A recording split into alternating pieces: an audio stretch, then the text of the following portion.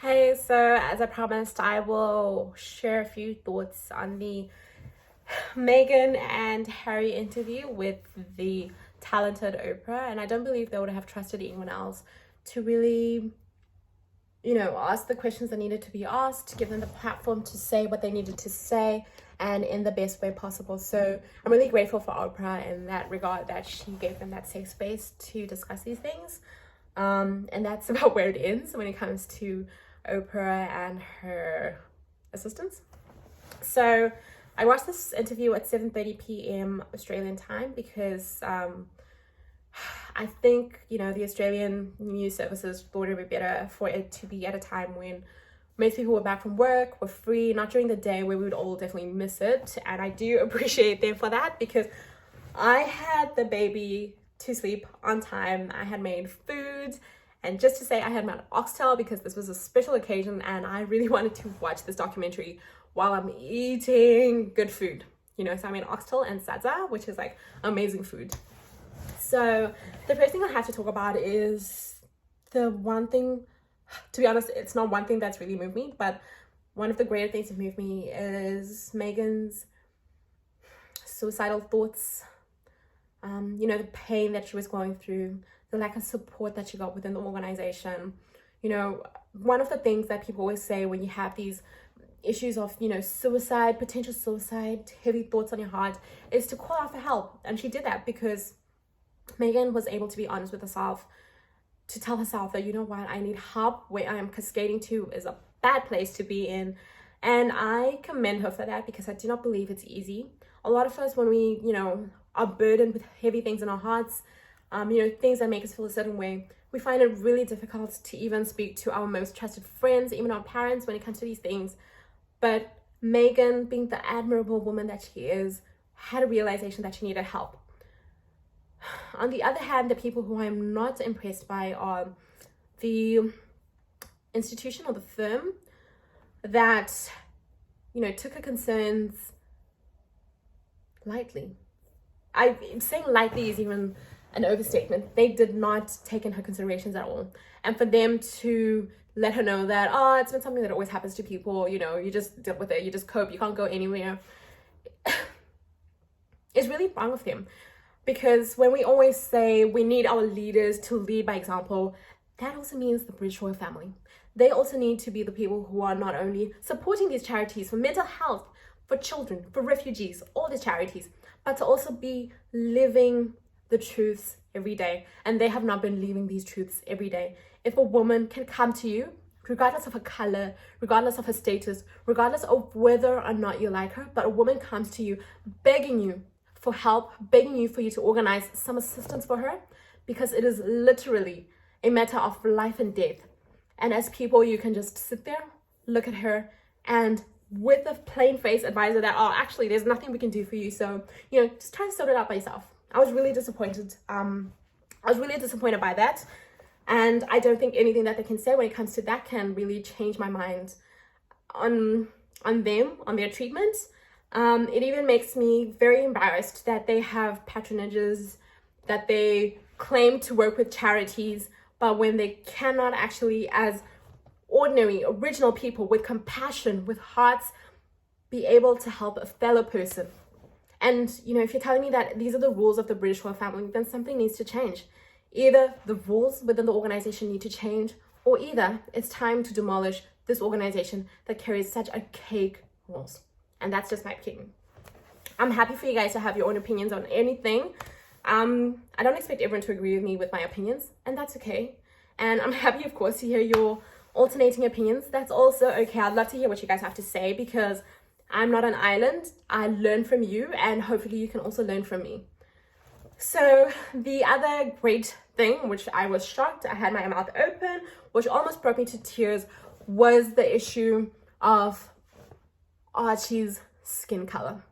Now, this child who is to be born into this world, who has done no wrong to anyone, has already started to cause concern to these people because people were worried about the color of his skin and what it would look like to the institution. Again, I have to say this, if you're still worried about such minute things such as the color of a baby's skin, then either this organization is archaic and it's time for them to leave.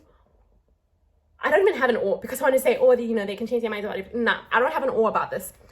If, as a family, as an organization, these are the thoughts that come to your head, not that, oh, I hope she has a healthy baby. Oh, I hope her pregnancy goes really well. I hope her birthing goes really well. Not any of the normal concerns that people would have, but you guys thinking about the worst things that can be thought about at any time.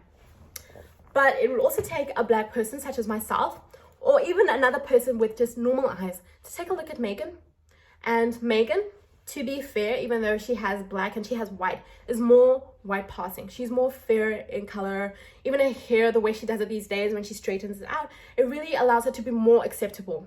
And it's my belief that she has been, in the beginning, more accepted by the family because of this white passing features that she has.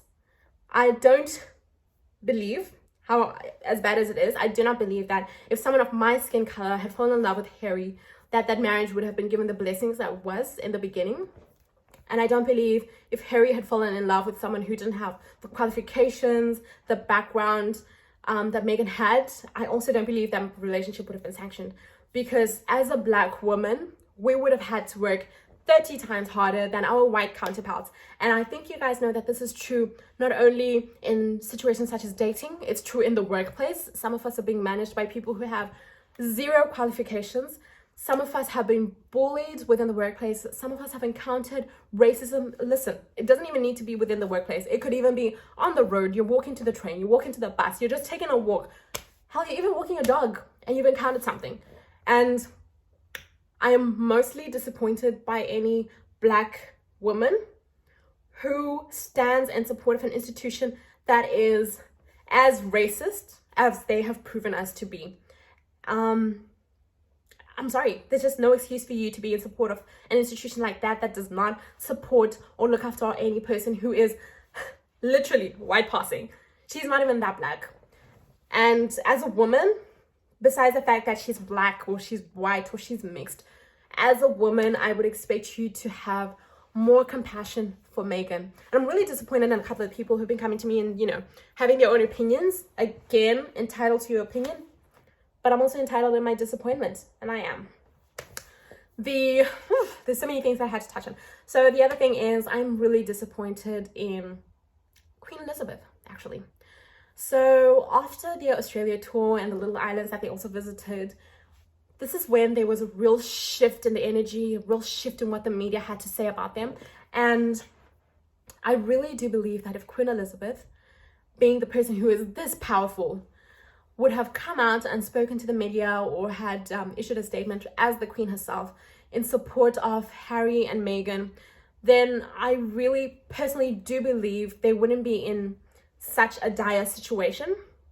They wouldn't have been in the situation that led them to, step away as senior royals. It wouldn't have led to the situation where Meghan felt like she was having a breakdown.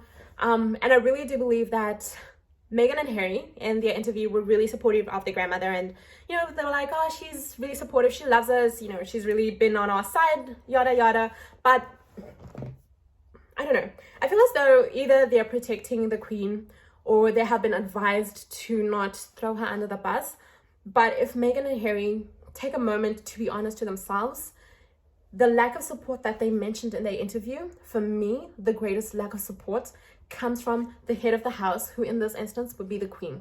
Because I feel like if the head of the house, who was the Queen, let's not even go there, who was the grandmother, had taken the stance that loving grandmothers take, spoken to the family and been really clear about, in no uncertain terms will I accept racism, will I accept ABCD, will I accept ABCD, if she had really put her foot down, I really do feel like they might have experienced this, but maybe not to the extent in which they did.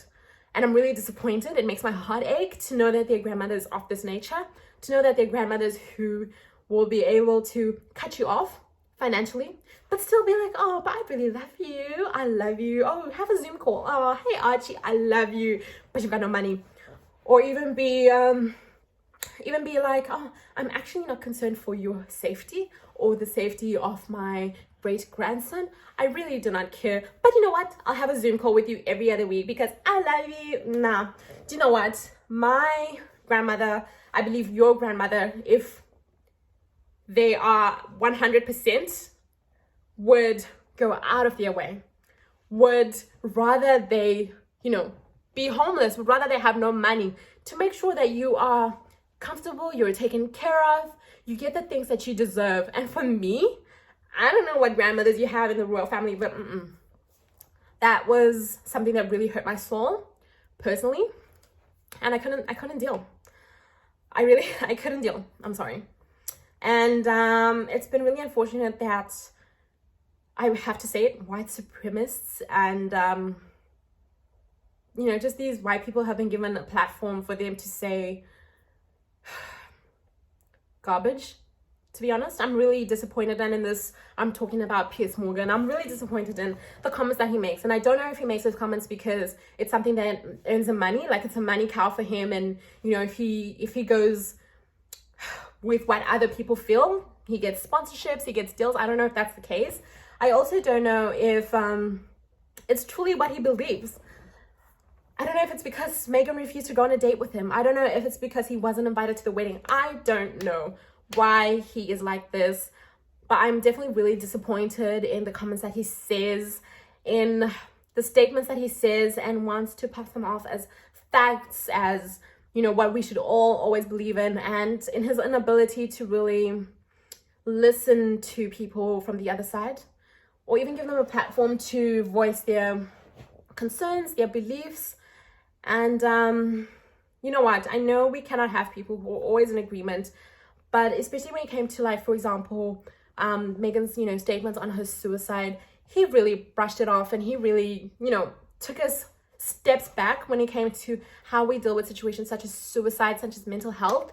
And I would have really expected him to have come to a realization that, I might not agree with what she does, I might not agree with who she is, but mental health and suicide are actually really big issues. And on that part, the royal family was wrong. If he could have just admitted that, then to be honest, I don't think I would have had a problem with him, because everyone's entitled to their opinion, but his opinion, especially on that, was incredibly wrong. So I was trying to do some research in terms of the British colonies, the countries that they've colonized and all of that. And I don't know if this article that I found by The Telegraph in June of 2020 was correct, but they said only 22 countries had not been colonized by the British. And they were actually saying it's easier for them to say the countries that have not been colonized than to say the countries that have been colonized. And this really comes from when Britain was formed back in many years ago. I think it was 1600s, 1700s, I don't know. But at any one point in time, they have tried to really, influence countries in a certain way. And, that history is just disgusting. I don't know, it really just disgusts me.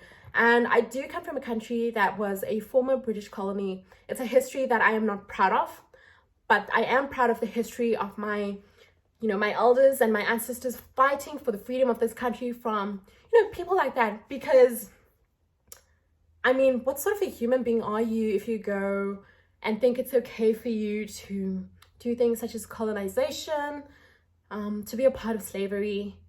And I can freely say this because the current sitting British royal family had a hand in colonization. They're still alive. And the latest country to gain independence was in 1984. And that's, to be honest, that's just like yesterday.